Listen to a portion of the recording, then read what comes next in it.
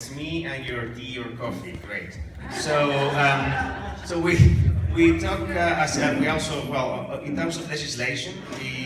I think actually, because I couldn't validate this, but I think we are witnesses the rise of a new agenda. In Latin America, there are still areas where we don't know what happens because laws are not in place, or because we actually don't have access to this information because laws were not progressive enough when they were enacted. There's also an issue with enforcement institutions in place. That seems to be the most relevant problem in terms of legislation. And also, of course, most of the participants agreed on the inclusion of open data clauses or open data articles in this law, so essentially to foster a common front in order to reform access to information laws.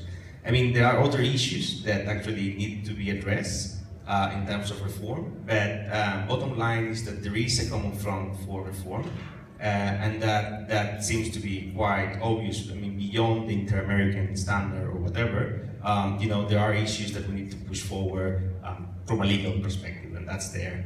The second topic is about implementation, and yeah, here there was a lot of discussion, of course, about the state capacity and infrastructure, and most notably archives. Archives are usually under-resourced and stuff like that. But most of the conversation was around the specific use of public information and the social value or the social use of public information. And as a result, we saw that two issues are crucial. The link of this agenda with the specific sectors, I'm just taking my time. Specific sectors and also intermediaries. So we need to engage with intermediaries. You all people working in transparency are generalists, but you don't have a clue of whatever happens in whatever sector. And I think it's very humbling to know that. The other issue is about measurement. We think that the legal approach, we need to supersede the legal approach. I mean, it's good to have it as a sort of a north, but we need to engage in setting up indicators of use, active transparency, and specific sectors, and also about performance of enforcement institutions. I mean, it's not only nice to have one, you need to know how it actually performs. So that's another topic.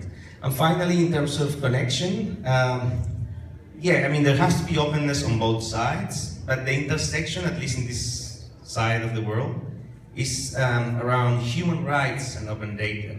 So notice that the open data community is broader, and this community, at least this community, seems to be more focused on human rights issues because that's where they come from.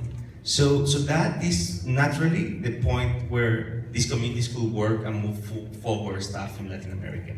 I mean, it's not the whole open data community, but it's the community that intersects with this group here. That's us. Thank you.